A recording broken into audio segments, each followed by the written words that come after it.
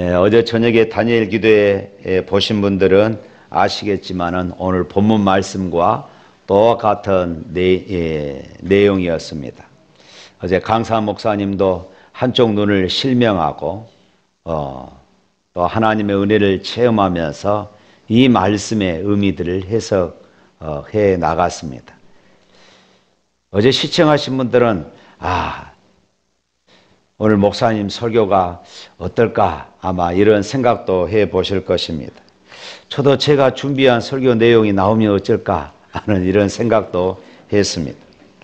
우리가 세상을 살면서 가장 불편한 인생을 살아가는 분들이 있다면은 아마도 시력을 잃어버리고 시각장애인으로 살아가는 일이 아닐까 하는 이런 생각을 해봅니다.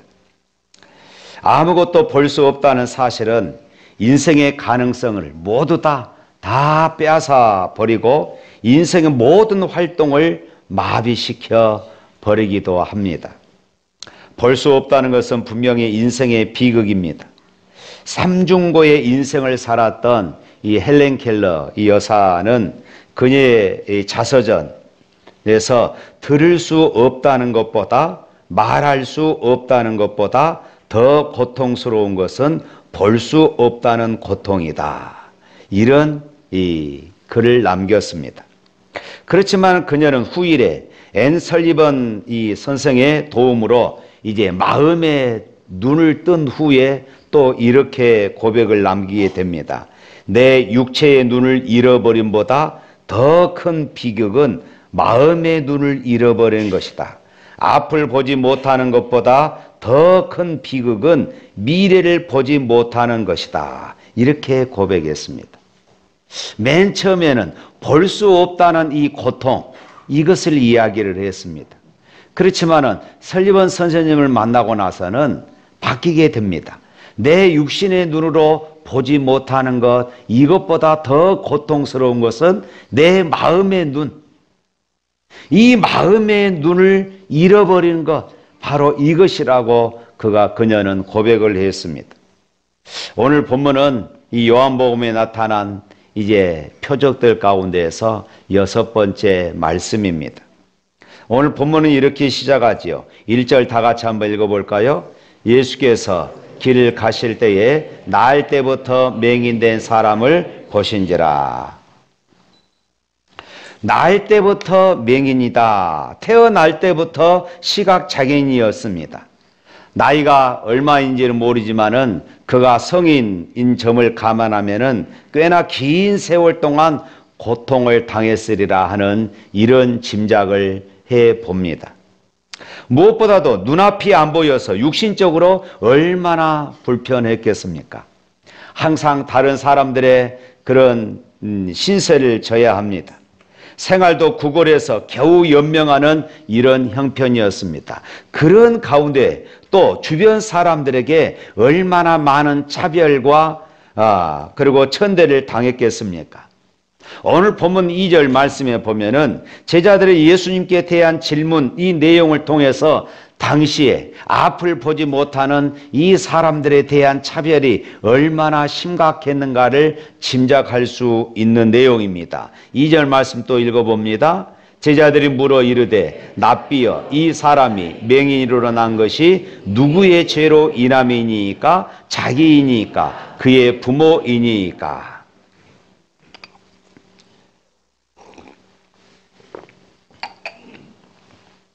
당시 유대인들은 모든 장애나 질병은 무조건적으로 죄의 결과다. 이런 식으로 해석을 했습니다. 어떤 사람이 어려움을 당합니다. 그래 너는 하나님 앞에 죄를 져서 하나님이 너에게 이런 벌을 내리신 거야. 항상 이런 식이었습니다. 그러니까 이 맹인은 당시 유대인 사회에서는 엄청난 천대를 받은 것입니다. 왜냐하면은 나면서부터 맹인이었어요. 그러니까 하나님 앞에 엄청난 그런 죄 때문에 하나님의 벌을 받고 있다. 이렇게 생각이 되어진 것입니다. 정신적으로 너무 힘겨운 고통입니다. 요즘에도 많이 나아졌다고 하지만은 암암리에 그런 차별이 얼마나 많습니까? 그뿐만 아니라 이때 당시에 이 장애인은 성전에 들어갈 수가 없었습니다. 다른 사람들은 성전에 들어가서 마음대로 하나님을 찬양하며 하나님께 예배할 수가 있었습니다. 그런데 거기에서 소외된다고 생각을 해 보십시오. 이 얼마나 괴롭고 비참하게 여겨질지, 이 말할 수 없는 영적인 그런 고통 가운데 살아갈 수밖에 없었을 것입니다. 그런데 이것이 바로 오늘 우리 모두의 잘못이기도 합니다. 우리는 다른 사람들의 불행에 대해서 너무 쉽게 속단하는 경우가 많습니다. 그래서 우리는 이런 식으로 이야기합니다. 야, 그 사람 벌 받아도 싸. 하나님 앞에 참 어영부영 살더니 참 잘했다. 이런 식으로 말을 내뱉기도 합니다. 물론 우리의 죄로 인하여 고난이 주어지기도 합니다. 그러나 모든 고통의 문제를 이렇게 생각하면은 이것은 잘못이다는 것입니다. 하나님의 섭리는 한 가지 공식으로만 설명되지 않는 아주 심오한 면이 많기 때문에 그렇습니다. 사랑하는 성도 여러분, 그렇다면은 예수님은 어떻게 생각하셨는가? 바로 이것입니다. 예수님은 어떤 사람의 고통을 단순히 죄값으로 오는 저주나 천벌로 이렇게 생각지 않으셨습니다. 모든 고통이 죄값은 아니라는 사실입니다. 우리 예수님은 고통의 원인을 정죄하거나 그 고통의 이유를 설명하는 이런 말씀을 하시지 않으셨습니다. 다만 그 고통의 의미와 목적을 창조적으로 해석을 했다는 말씀입니다. 설령 어떤 사람이 죄값으로 고통을 당한다 할지라도 예수님은 정죄자의 혹독한 눈으로 보지 않으시고 오히려 고통을 은총의 기회로 보셨던 것입니다. 예수님은 어떤 고통이나 불행도 부정적으로 보지 않으시고 긍정적인 시각으로 보셨습니다. 고통에는 반드시 하나님의 뜻이 계시다는 긍정적이고 그리고 희망적인 의미를 부여하십니다. 이것이 오늘 본문 3절에서 대답하시는 말씀입니다. 또 3절 읽어봅니다. 예수께서 대답하시되 이 사람이나 그 부모의 죄를 인한 것이 아니라 그에게서 하나님이 하시는 일을 나타내고자 하심이라. 사람들의 눈과 예수님의 눈은 이런 큰 관점의 차이를 보여주고 있습니다. 고통을 단순히 죄의 결과로 보지 않고 하나님의 뜻이 있다는 것입니다. 하나님의 계획이 있다는 것입니다. 하나님의 무엇인가, 하나님의 하시는 일을 나타내고자 하신다. 할렐루야. 그렇다면은 우리가 이해하기 어려운 고통을 만날 때에 무엇보다도 우리는 우리 자신들을 자학하지 않고 우리의 고통의 이유를 아시는 유일한 분 앞에 나오는 것이 중요해요. 나의 고통을 무지한 우리 이웃들이 정죄하고 상처를 더할 때도 그들을 맞서 변명하지 말고 나를 완벽하게 하시고 나에게서 하나님의 일을 행하실 그분만을 바라고 기다리는 것이 중요한 것입니다. 왜냐하면 예수님은 홀로 빛이시기 때문입니다. 그리고 그가 나의 빛 되실 수 있는 이유는 그분만이 오직 나의 출생부터 오늘에 이르기까지 그리고 내가 살아가야 할 미래에 대한 그런 일들까지 나에게 펼쳐주실 하나님의 계획을 완벽하게 아시는 유일한 분이 예수님이십니다. 할렐루야. 그렇게 나를 아시는 분이 내 인생의 길에서 나에게 다가오시고 나를 찾아주신 것입니다. 이것이 얼마나 감사하는 일입니까? 이것이 얼마나 감격스러운 일이고 이것이 어찌 찬양하지 않을 수 있겠습니까? 예수님께서 땅에 침을 뱉어 이제 진흙을 이겨 이제 소경의 눈에 바르시고 실로암 연못에 가서 씻으라고 하셨습니다. 이 명인이 말씀대로 씻고 눈을 뜬 모습으로 주님께 찾아왔습니다. 그런데 이제 이 명인이 눈을 뜨게 되자 사람들의 다양한 반응이 나옵니다. 여러분, 오늘 말씀은 단순히 예수님께서 이 맹인을 고쳐주셨다, 이것이 아닙니다. 우리가 요한복음 계속해서 살펴오면서 이것은 기적이 아니라 표적이다, 이렇게 말씀을 드렸습니다. 이 표적이라는 말은 무엇인가 의미가 있다는 것입니다. 메시지가 있다는 것입니다. 특별히 바리새인들이 안식일에 눈을 뜨게 했다고 꼬투리를 잡고 예수님을 공격했습니다. 맹인의 부모를 다그칩니다. 이 맹인이 끝내 자기들의 말을 듣지 않아주자 그를 쫓아내 버립니다. 여기에는 분명한 하나님의 계획이 있었던 것입니다. 단순한 사건이 아니다는 것이에요. 오늘 1절 말씀에 보면 이렇게 말하죠. 날 때부터 맹인된 사람을 보신지라. 이 사람은 태어날 때부터 한 번도 본 일이 없는 사람이라는 것입니다. 그러니까 출생 이후에 한 번도 빛을 보지 못했습니다. 어둠 속에 그는 살아왔습니다. 그런데 우리가 읽지는 않았습니다만은 오늘 요한복음 9장 40절 41절 말씀에 보면은 아주 의미심장한 이런 말씀이 기록되고 있어요. 한번 읽어볼까요? 40절 41절 말씀. 바리새인 중에 예수와 함께 있던 자들이 이 말씀을 듣고 이르되 우리도 맹인인가? 예수께서 이르시되 너희가 맹인이 되었더라면 죄가 없으려니와 본다고 하니 너희 죄가 그대로 있느니라. 예수님께서 이 말씀을 통하여서 두 가지를 지금 지적하신 것입니다. 하나는 영적인 맹인이 있다, 이것입니다. 영적인 맹인, 육신적인 맹인이 아니라 영적인 맹인이 있다는 것입니다. 지금 본문의 이 맹인은 나면서부터 보지 못해서 평생 어둠 속에 살아왔습니다. 마찬가지로 영적으로 맹인이 되어 영적인 어둠 가운데서 살아가고 있다는 그런 사람들이 있다는 것이에요. 바로 이 맹인의 문제로 시비를 걸고 있는 바리새인들이 바로 이 영적인 맹인들이라는 것입니다. 또 다른 하나는 죄가 사람들을 영적인 맹인이 되게 한다는 것입니다. 사람들이 죄 때문에 영적으로 봐야 할 것들을 보지 못하게 된다는 것입니다. 창세기 3장 1절부터 11장을 보면은 인간의 영적인 눈이 어떻게 고장되었는가 하는 것을 말해주고 있어요. 첫 번째로 죄가 우리의 심령에 들어왔습니다. 아담과 하와는 하나님의 말씀을 들었어요. 동산의 각종 나무의 실과는 네가 임의로 먹되 선악을 알게 하는 나무의 실과는 먹지 말라. 네가 정령 죽으리라. 이렇게 말씀을 하셨어요. 그러나 뱀에게 속아서 그 말씀을 먹습니다. 그 말씀을 어겨버립니다. 하나님의 말씀을 믿지 못하고 순종하지 못한 것입니다. 이 불순종으로 말미암아 죄가 사람들에게 들어왔고 저들의 심령 속에 들어오게 된 것입니다. 우리의 심령 속에 죄가 들어옴으로 인해서 우리가 영적으로 흐려지게 되어진 것입니다. 영안이 흐려져요. 그래서 점점 영적으로 볼 수 없게 되는 것입니다. 그래서 저들은 서서히 영적인 어둠 속에 빠져들게 되었던 것입니다. 그래서 어떻게 되었습니까? 두 번째로 하나님을 보지 못하게 된 것입니다.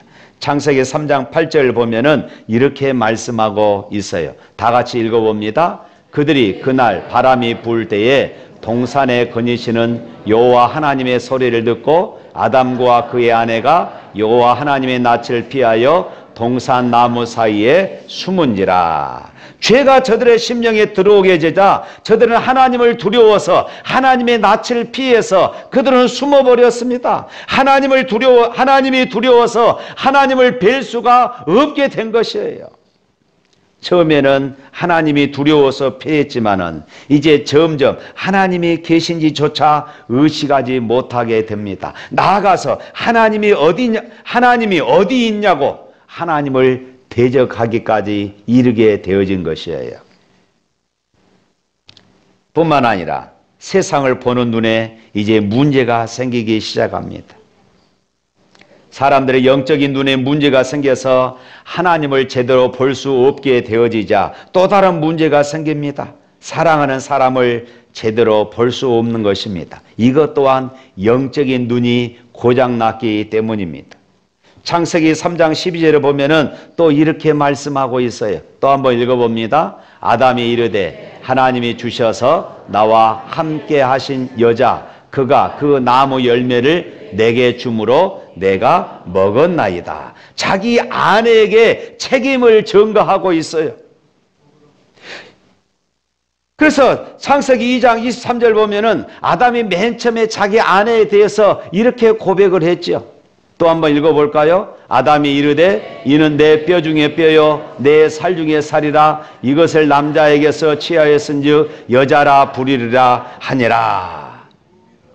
이는 내 뼈 중에 뼈요 내 살 중에 살이라.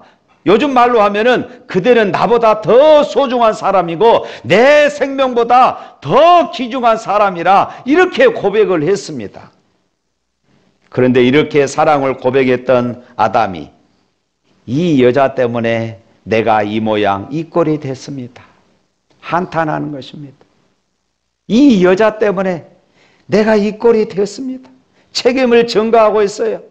뼈 중에 뼈는 어디 가고 이제는 내 인생을 망친 철천지 온수가 되어버린 것입니다. 왜 이렇게 됐습니까? 서로 바라보는 눈이 병들었기 때문이에요. 영적인 눈이 어두워져 버렸기 때문입니다.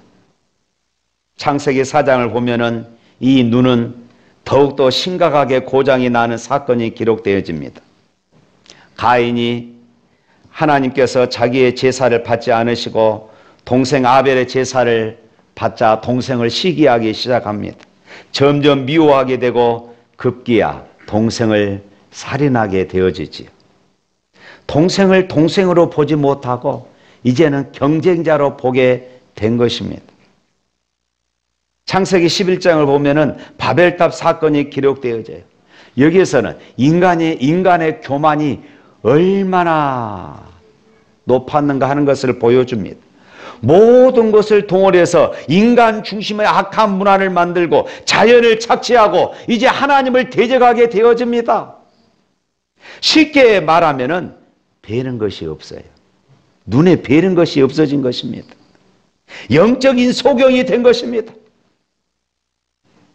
오늘 본문 7절을 보니까 예수님께서 이렇게 말씀하십니다. 또 다 같이 읽어봅니다. 이르시되 실로암 못에 가서 씻으라 하시니 실로암은 번역하면 보냄을 받았다는 뜻이라. 이에 가서 씻고 밝은 눈으로 왔더라. 할렐루야.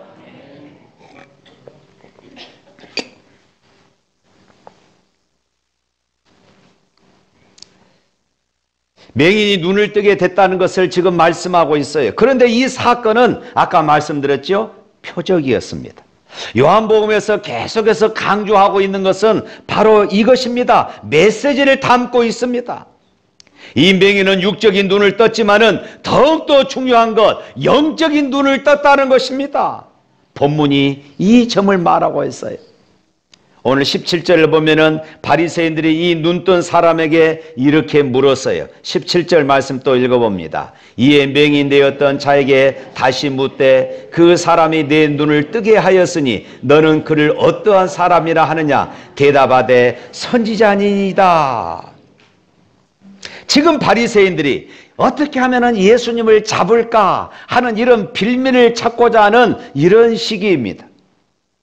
그런데 그들 앞에서 이렇게 답했다가 그는 큰 화를 당할 수 있는 이런 상황이었습니다. 그럼에도 불구하고 이 눈뜬 사람은 당당하게 말했어요. 왜 그랬을까요? 그가 영적인 눈을 떴다는 증거입니다. 본 것을 보지 못했다고 말할 수 없기 때문입니다. 보이는 것을 보이지 않는다고 말할 수 없기 때문이었어요. 그렇습니다. 예수님께서 이 사람의 육적인 눈을 어루만져 거쳐주시면서 사실은 이 사람의 영적인 눈을 어루만져 치료해 주신 줄로 믿습니다. 나아가서 그 자리에 있던 사람들에게 영적인 눈을 뜨라고 이렇게 말씀하고 있어요. 뿐만 아니라 오늘 저와 여러분들에게도 영적인 눈을 뜨라고 말씀하고 있어요. 그렇다면 이 사람이 어떻게 눈을 떴습니까? 오늘 10절, 11절 보면은 이 눈뜬 사람이 분명하게 대답하고 있습니다. 또 한번 읽어봅니다. 그들이 묻되 그러면 내 눈이 어떻게 떠졌느냐? 대답하되 예수라 하는 그 사람이 진흙을 이겨 내 눈에 바르고 나더러 실로암에 가서 씻으라 하기에 가서 씻었더니 보게 되었노라. 예수입니다. 예수. 그렇습니다. 오늘 우리도 마찬가지입니다. 영적인 눈을 뜰 수 있는 길은 오직 한 가지입니다. 우리가 영적으로 볼 수 있는 길도 한 가지입니다. 오직 예수입니다. 할렐루야.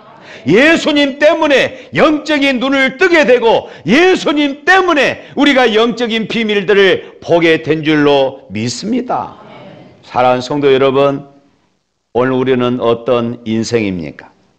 육신의 눈은 멀쩡하지만은 눈뜬 소경, 영적 소경으로 살고 있지는 않습니까? 오늘 저와 여러분은 정말로 예수님을 만나서 영적인 눈을 떴습니까? 잘 점검해 보십시오. 우리가 구원의 눈을 떠 천국을 소망하며 살아갈 수 있기를 축복합니다. 마지막으로 예수님은 소경의 눈을 치료하는 데 있어서 그 당시 대단히 온시적인 방법을 사용해서 치료하셨습니다. 진흙을 침으로 이겨서 두 눈에 발라주시지요. 왜 이런 민간요법을 쓰셨을까요? 지금 이 눈먼 사람의 주변에는 온통 정죄하는, 야, 너는 하나님 앞에 벌받아서 천벌을 받아서 지금 이런 상황이 있는 거야. 아주 매서운 눈초리로, 아주 비판의 눈초리로, 아주 정죄의 눈초리로 바라보고 있는 이런 상황입니다. 그래서 예수님은 사랑의 의사답게 아주 부드럽고 따뜻한 손으로 진흙을 침으로 이겨서 두 눈에 발라주신 것입니다. 예수님은 우리의 상처와 아픔을 어루만져 주시는 사랑의 의사십니다. 할렐루야. 예수님은 대부분 아픈 사람의 상처를 만져 주시고 손을 얹어 안수해 주시고 손을 잡아 일으켜 주셨어요. 오늘 이 예배 시간에도 주님은 나를 만져주시고 주님은 여러분들을 고쳐주실 것을 믿으시기를 바랍니다. 그리고 실로암 연못가에 가서 씻으라고 말씀하셨습니다. 예수님은 우리의 아픔과 눈물과 고통을 씻어주시러 오셨어요. 특별히 실로암의 뜻은 보냄을 받았다 하는 뜻이라고 해석을 해주고 있습니다. 예수님 우리의 죄와 고통과 아픔을 씻어주르러 하늘로부터 보냄을 받으신 분이십니다. 그래서 그분은 허리에 수건을 두르시고 제자들의 발까지 깨끗이 씻어 주신 것입니다. 십자가에서 흘리는 보혈로 우리의 모든 죄를 다 깨끗하게 씻어 주시는 사랑의 구주이십니다. 이제 우리가 예수님께 나오기만 하면은 모든 죄를 다 씻어 주시고 우리의 아픔과 우리의 눈물도 다 씻어 주십니다. 사랑하는 성도 여러분, 예수님은 그 십자가의 보혈로 저와 여러분의 모든 죄를 다 씻어 주십니다. 과거의 상처와 아픔을 씻어 주십니다. 오늘도 여러분 혼자서 살며시 흘리는 눈물을 닦아주시고 어루만져 주실 것을 믿습니다. 여러분의 눈에서 흘리는 눈물을 씻어 주시겠다고 오늘 말씀을 통하여 우리에게 이루하여 주시고 우리에게 약속해 주신 것입니다. 오늘 아침 그 예수님을 만나시기를 축복합니다. 실로암에 가서 씻으라. 예수님께 나와 씻음을 받으라는 희망의 초청인 것입니다. 사랑하는 성도 여러분, 지금 어떤 고통의 현장 속에 시달리고 계십니까? 하나님은 여러분의 고통을 통하여 오늘도 능력을 나타내고자 하십니다. 하나님의 일을, 하나님의 계획하신 일을 나타내고자 하십니다. 여러분의 고통은 단순히 인과응보적인 운명의 불행이 아닙니다. 우리는 알 수 없지만은 하나님의 깊고 피면한 일을 나타내고자 하신 것을 믿으시기를 바랍니다. 여러분의 아픔이나 고통 때문에 하나님의 능력을 나타낼 수 있는 것입니다. 그래서 예수님은 이 땅에 빛으로 오셨고 여러분의 어두운 마음에 희망의 빛을 비춰 주실 것을 믿으시기를 축복합니다. 예수님은 오늘 또 실로암에 가서 씻으라고 말씀합니다. 바로 이 실로암이 이 교회입니다. 바로 이 실로암이 예수님의 품입니다. 바로 이 실로암이 주님의 말씀입니다. 여러분이 교회로 나와서 예수님을 만나기만 하면은 예수님은 여러분의 슬픔과 여러분의 눈물을 씻어 주실 것입니다.